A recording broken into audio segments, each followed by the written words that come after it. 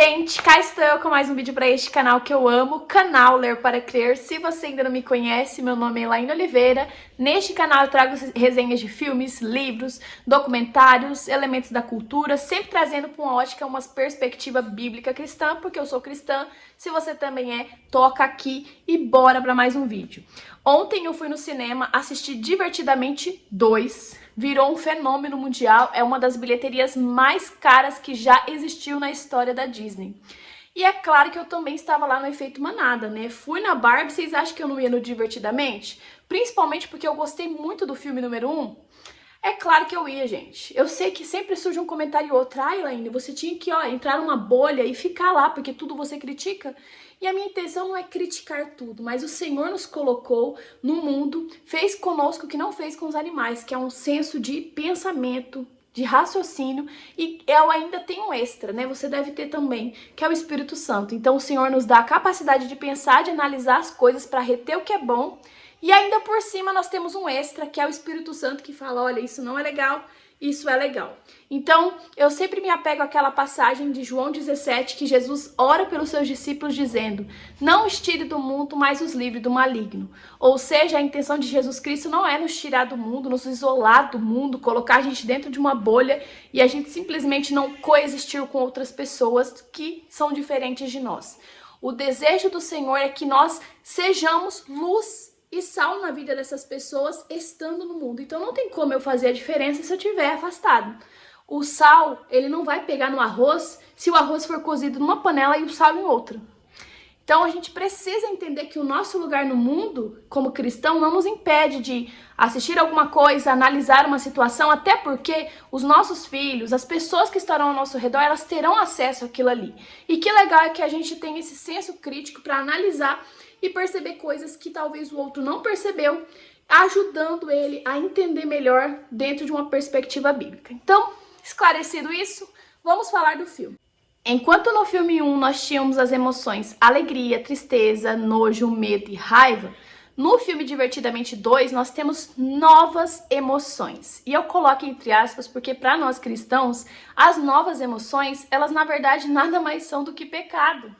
Quer ver só? A gente vê a ansiedade ali chegando cheia de malas, né? Muito bem desenhado por sinal, trazendo todas ali as suas bagagens que perturbam a nossa mente. E o Senhor Jesus nos diz para nós não andarmos ansiosos. Mais de uma vez na Bíblia, Filipenses 4 fala um pouco sobre isso, Mateus 6 também fala sobre isso. Nós temos também a vergonha, que nada mais é do que a timidez, que também é outro pecado, né? A Bíblia fala que os tímidos não herdarão o reino dos céus. E eu posso parecer um pouco dura em falar disso, né? Mas a timidez nos impede de fazer tantas coisas, de nos posicionar, de fazer a diferença, de evangelizar, de sermos literalmente sal e luz. Nós temos também a inveja, que tem os olhos gigantes, é até muito bonitinha aos olhos, né? Agrada muitas crianças. A inveja me deu esse probleminha, que eu vi que vai agradar muitas crianças porque ela é muito bonitinha. Isso é problema porque a inveja não é bonito. Ela tem os olhos gigantes e fica de olho nas coisas dos outros, deseja o que o outro tem. E a inveja, eu não preciso nem dizer, claramente é um pecado e não uma emoção. Nós temos também o tédio, que nada mais é do que um ser preguiçoso, que simplesmente coexiste ali, fica ali parado, cansado o tempo todo. E preguiça também é pecado. Então as emoções, que o filme chama de emoções, na verdade são pecados. Já no começo do filme nós temos ali a Riley, que agora está com 13 anos, a vida dela já está equilibrada. No primeiro filme ela estava toda bagunçada porque a família dela estava de mudança e agora ela está totalmente adaptada, ela já tem amigas, ela tem o time de hockey, ela tem a escola, ela tem os pais, a família, as ilhas ali que eles mostram, é bem interessante porque reflete um pouquinho do que é a adolescência, né? As adolescentes geralmente gostam mais da companhia das amigas do que dos pais. Então a ilha da família tá bem pequenininha, enquanto a ilha da amizade tá gigante. Isso aí eu achei interessantíssimo, porque eu já fui adolescente e eu sei que eu gostava muito mais de estar com as minhas amigas do que estar com os meus pais. Mas isso não quer dizer que eu não gostava dos meus pais e nem que agia como a Riley vai agir nos próximos ali minutos de vídeo. Porque aí vem um problema, nós temos as emoções que até então estão equilibradas, e como a alegria faz no primeiro filme ali a mesma coisa, ela quer estar sempre feliz, e ela desenvolve um mecanismo ali para poder acabar acabar ali com aquelas frustrações, com aquelas memórias que mostram ali as fraquezas da Riley. E olha, uma coisa que eu percebi como analista de temperamento é que nós temos o nosso temperamento e o que define o nosso temperamento é a quantidade de emoções que nós temos. Então, pessoas sanguíneas, por exemplo, elas têm muita emoção, alegria. Pessoas melancólicas, tristeza. E você vê ali, a hora que eu tava vendo a tristeza em cena, eu falava, meu Deus, é o meu marido todinho. Pessimista, nada vai dar certo, calculista, e a gente percebe muito isso, né? Eu me vejo muito na alegria, que é tipo, pensa que sempre vai dar certo, age por impulso, faz, depois pensa, sempre quer encontrar ali contentamento nas situações, quer fugir da tristeza, né? Quer inventar mecanismos para poder passar esse tipo de sofrimento, qualquer coisa. E quando a gente vive nesse padrão, é perigoso, porque nós não somos só de alegria, alegria, alegria. Na verdade, a gente não tem que viver querendo só estar alegre. A gente tem que se permitir chorar, sofrer, passar pelas dificuldades, para que a alegria do nosso coração não se torne um ídolo. A tristeza, da mesma forma. Por ela estar sempre num estado de melancolia, ela sempre pensa muito mais do que os outros. E se você reparar, quando nós estamos tristes, a gente começa a refletir sobre a vida, sobre as pessoas, sobre o nosso trabalho, sobre as pessoas que estão ao nosso redor. Por isso que a maioria das pessoas melancólicas, elas têm muitas emoções de tristeza. Então, a tristeza faz com que ela sempre esteja nesse estado de olhar para o outro, ter mais empatia e também estar ali na falta de animação, né? Na falta de perspectivas, de alegria. Pessoas traumáticas, elas têm o excesso de medo, né? Então, o medo faz com que desperte mais a timidez, que não acredite muito em si, que não procure se desenvolver porque não se acha bom o suficiente. Já os coléricos, eles têm o excesso de raiva. E a raiva, ela não é um pecado. A Bíblia fala, irai-vos, mas não pecai. Isso quer dizer que existe uma ira santa, uma ira que ajuda a gente a se posicionar, a saber falar não, a dar limites, mas existe uma raiva pecaminosa, principalmente aquela raiva persistente. Então, eu percebi isso como analista de temperamentos no filme e eu também percebi alguns problemas para assistir com os nossos filhos pequenos. O primeiro deles é que a Riley, quando ela entra para a puberdade, o filme super bem produzido mostra os hormônios chegando ali, quebrando tudo o sistema, né, de controle de emoções dela, deixa uma bagunça, eles não consertam tudo, mexe em tudo e sai e deixa aquilo ali virado, e aí chegam as novas emoções. No ponto de vista cristão, né, como eu já mencionei, essas emoções são pecados. Mas antes delas chegarem, a Riley, ela tem um ataque de raiva e ela acaba desrespeitando a mãe dela e o pai dela e gritando com eles. Isso é uma atitude totalmente reprovável. E eu percebo que é muito da cultura americana normalizar que os adolescentes sejam insuportáveis, que os adolescentes usem drogas, tenham, né, comportamentos totalmente inaceitáveis. E a Riley grita com a mãe dela, grita com o pai dela e isso é normal. A mãe fica ali tranquila. Né? Não existe nenhuma correção, não existe nada ali que aconteça para que ela entenda que aquele comportamento é um comportamento feio. Na verdade, a mãe dela começa a receber aquilo ali como a tadinha, né? A puberdade, né? Os hormônios. E não pode ser assim. Nós, como cristãos, sabemos, eu sendo mulher, né? Quem é mulher vai me entender que mexe com as nossas emoções, mexe com os nossos hormônios, mas não é justificativa para eu tratar o meu esposo mal, para tratar os meus filhos mal, para gritar. Tem mulher que justifica tudo pela TPM. Ah, eu tava de TPM. E realmente a TPM mexe com as nossas emoções, mas nós não somos escravos das nossas emoções. Pelo contrário, a gente precisa entender que o Espírito Santo, ele controla as nossas emoções. Então, uma pessoa totalmente desequilibrada, independente de estar TPM ou não, ela não tem o Espírito Santo. E ela precisa mudar esse comportamento dela. As nossas emoções não podem dirigir a nossa vida. Nós é quem dominamos o nosso corpo. Então, essa é a primeira coisa que eu vi no filme que eu não gostei. Depois eu comecei a ver ali o mural, ali a estátua, a escultura das convicções, né? Onde a Riley fala que ela é uma boa pessoa, que ela é isso, que ela é aquilo. E agora uma problemática mais reformada, né? Mais calvinista aí. Que o homem e a mulher, nós não somos bons, né? A gente tem que ter essa percepção de não ser orgulhoso, dizer eu sou bom, eu sou santo, eu sou ótimo, eu sou maravilhoso, porque isso gera em nós o pecado do orgulho e e a mentira, porque nós não somos bons, nós nascemos maus. E por que eu tô falando isso? Porque as emoções novas que surgem, elas vêm com a puberdade. O filme revela que a ansiedade só chegou porque a Riley agora é um adolescente, que a preguiça, que é o tédio, né, que a vergonha chegou só porque ela é adolescente, e isso não é verdade. Nós nascemos com esses pecados. A criança, desde pequenininha, ela já demonstra comportamentos de inveja quando ela tá brincando com um brinquedo e ela vê que a coleguinha do lado tá com um brinquedo maior, mais bonito e mais legal e tá se divertindo, já vai despertar nela o desejo de tomar esse brinquedo. Quantas crianças vê por aí que mordeu a outra na creche, que isso aconteceu, que sentiu ciúmes, que não suporta o tédio, né? As crianças que não suportam o tempo ocioso, pais que vivem dando celular pro filho pequeno para poder ter um pouco de paz, porque a criança quer estar o tempo todo ocupada.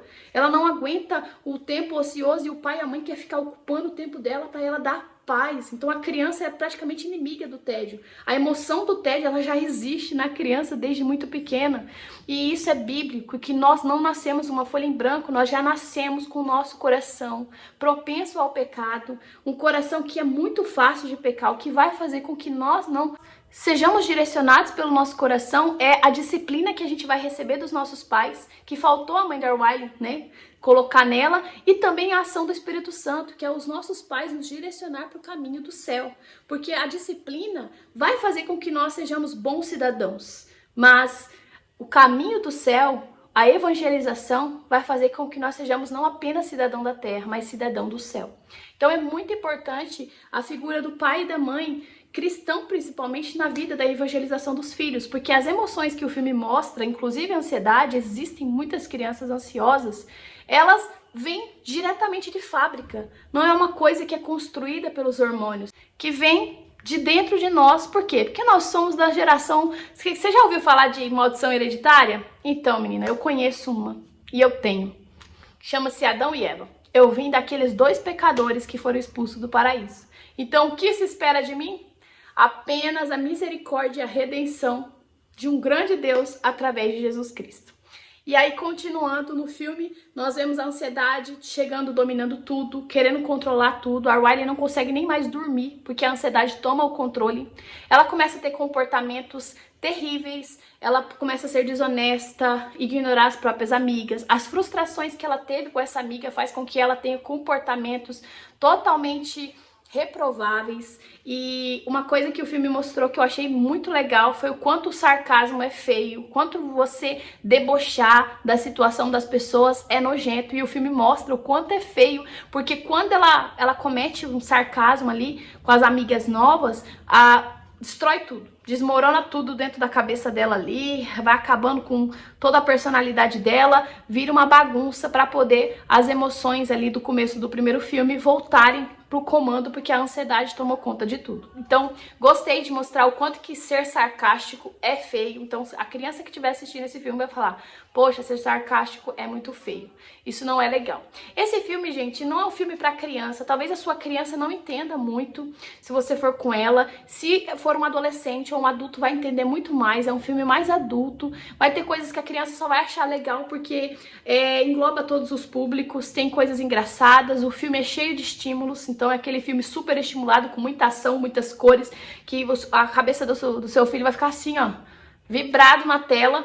Então, se você é do tipo que não gosta de excesso de estímulo para o seu filho, nem coloque, porque é muito mesmo. Você fica paralisado na TV. Fazia tempo que eu não ficava tão paralisada num filme como eu fiquei nesse. Muito estímulo, engraçado, situações pra gente rir, situações pra gente pensar. Eu gostei muito disso. Os produtores ali foram excelentes. Eu só sinto que no meio gospel a gente não tenha tanto assim investimento, tanto dinheiro também para investir em produções tão boas quanto essa, para falar de pecado, sabe? Para poder dar nome aos nossos pecados e nos fazer ali entrar em confronto com mudanças, né? Fazer com que a gente mude e reconheça o quanto nós precisamos mudar. Então, já que não temos, eu tô aqui pra falar o quanto Divertidamente pode ser um instrumento de mudança dentro de nós se nós encararmos algumas coisas ali.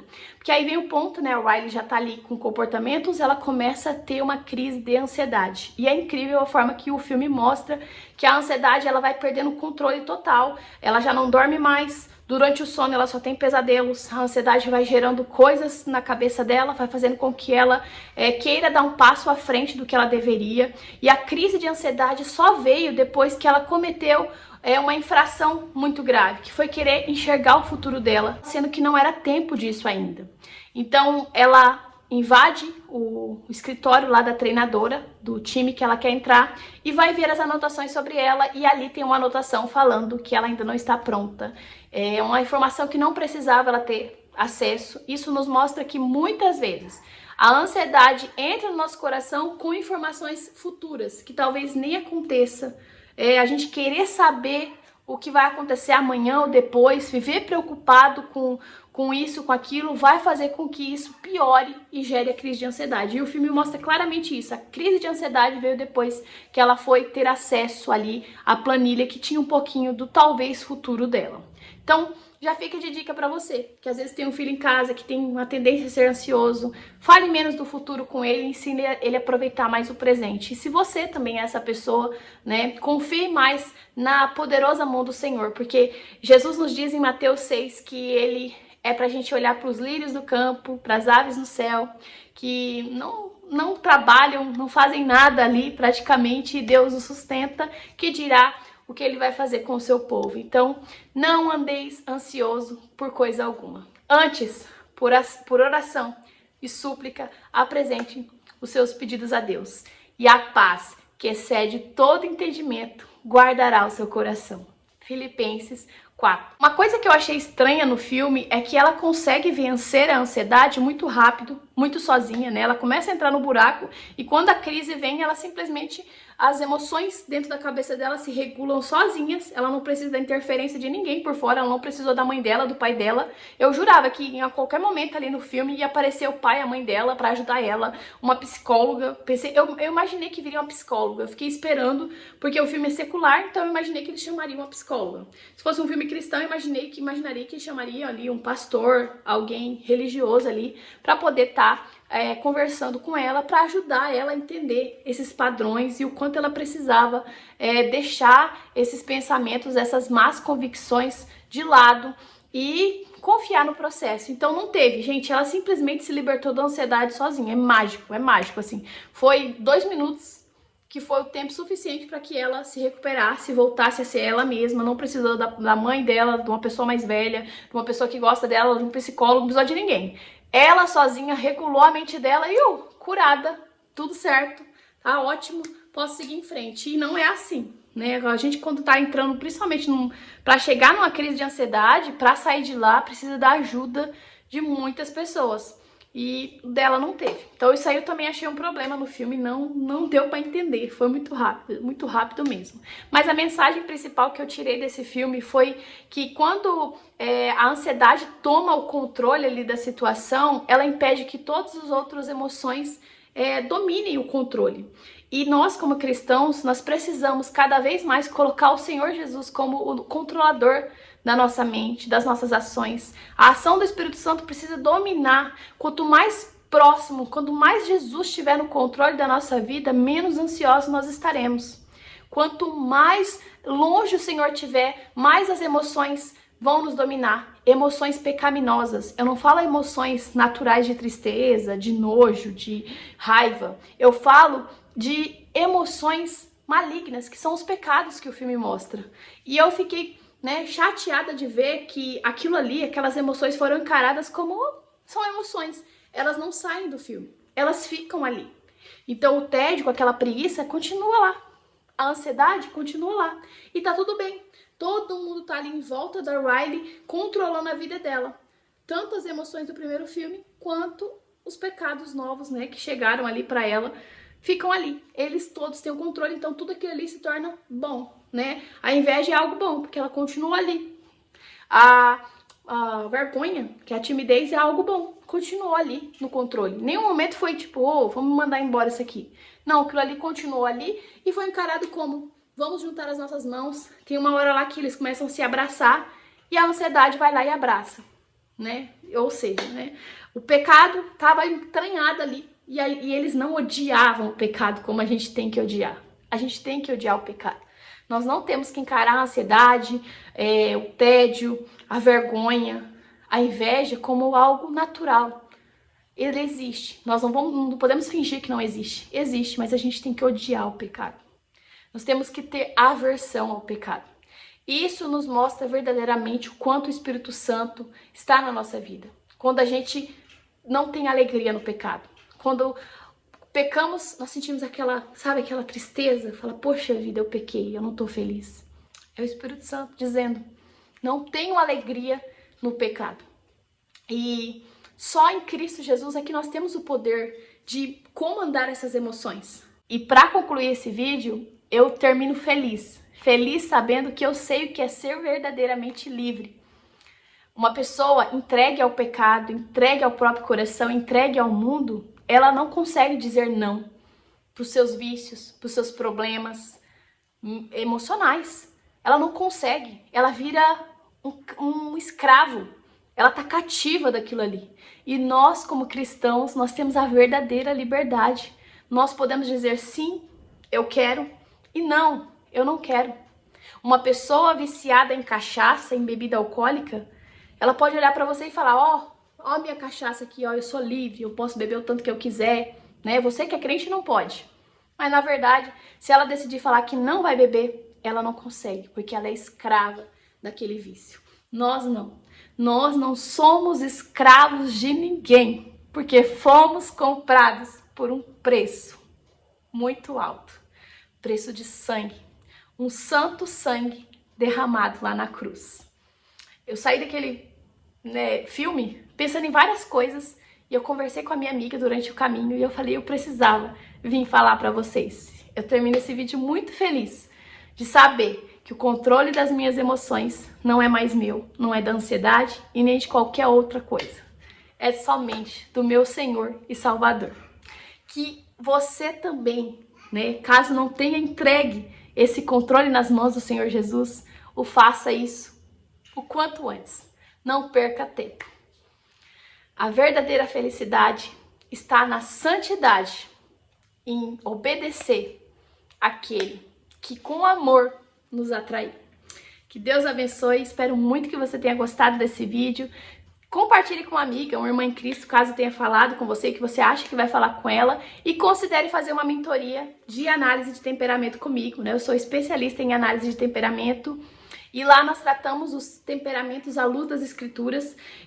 Eu não passo a mão ali falando, ai tadinha, você é colérica, você é nervosa. Não, nós tratamos o pecado com a feiura que ele é. O pecado é feio e a virtude é bonita. Então, se você quiser marcar uma mentoria comigo, eu vou deixar o link aqui embaixo, vai ser um prazer te atender. 1 hora por videochamada exclusiva, a gente conversando um pouquinho sobre você. Que Deus abençoe e até o próximo vídeo, se Deus quiser.